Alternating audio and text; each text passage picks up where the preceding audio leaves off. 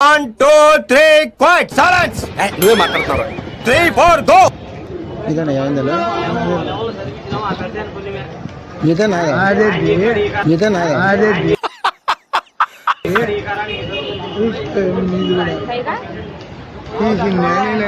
ఎప్పుడు ఇప్పుడే ప్యాకెట్ తీసినా పొడి వేసుకున్నా అయింది అది ఇక్కడ పడిపోయింది అయింది అది ఇక్కడ పడిపోయింది ఏంటి బాబా అన్న ఇంకోసారి అన్న నమ్మకం అంటే